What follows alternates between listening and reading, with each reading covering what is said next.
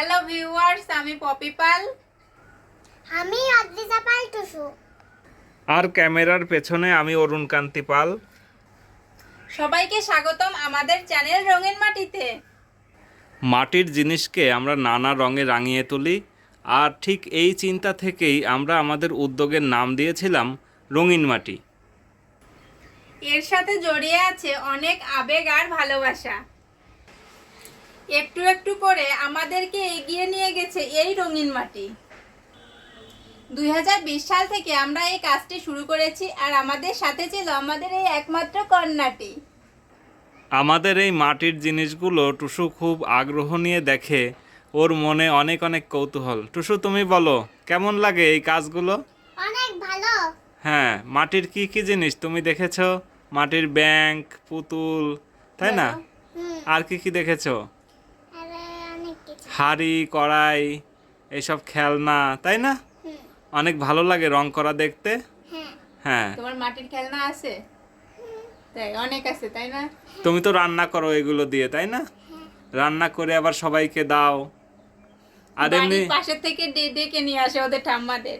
হ্যাঁ, আর রং করার সময় তো তোমার কাছে সব সময় থাকে, তাই না? হ্যাঁ, বলো। সেই ছোটবেলা থেকেই থাকে আমার সাথে।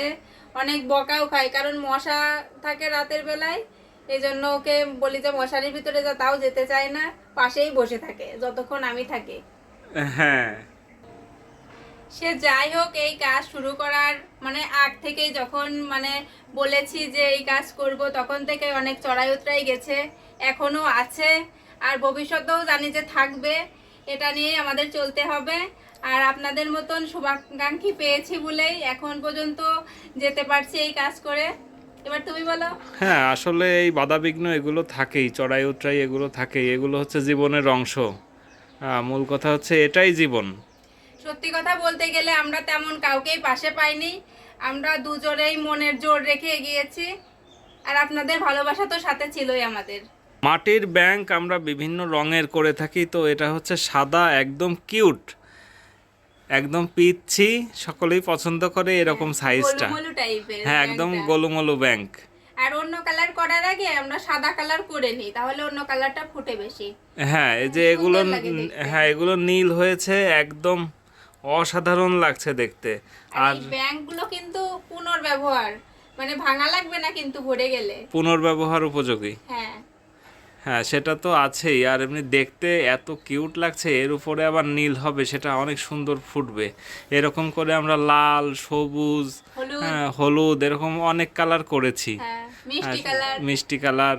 আর আমরা নাম লিখে দিই, ছোট ছোট বাচ্চাদের নাম লিখে দিই, বা যে যা বলে আমরা সেটাই লিখে দিই।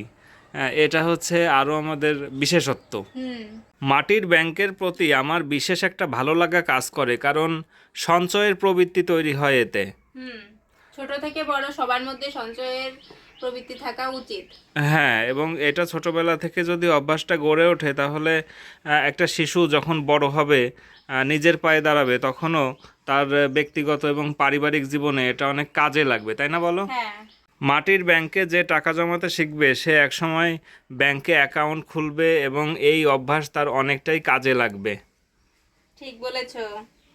এই জন্য ওই ব্যাংকের সাথে মাটির ব্যাংকের কোনো বিরোধ নেই, বরং এখান থেকেই শুরু হয় সঞ্চয় করাটা। তোমার তো চতুর্থ ব্যাংকটাও হয়ে গেল নীল করা, তাই না? আবার এই যে হাঁটিয়ে হাঁটিয়ে নিয়ে যাচ্ছি। হ্যাঁ, এই হলো ব্যাঙের মতো হেঁটে হেঁটে চলে যাচ্ছে তার নিজস্ব লাইনে, হ্যাঁ, এবং একে একে 4টি ব্যাংকই নীল হয়ে গেল, আকাশি। রং করা দেখতে আপনাদের কেমন লাগলো একটু কমেন্ট করবেন, তাহলে ভালো লাগবে আমাদের। হ্যাঁ, আমাদের খুব ভালো লাগবে, আর এভাবেই ভালোবেসে সাথে থাকবেন। সবার জন্য অনেক অনেক ভালোবাসা আর শুভকামনা। টাটা।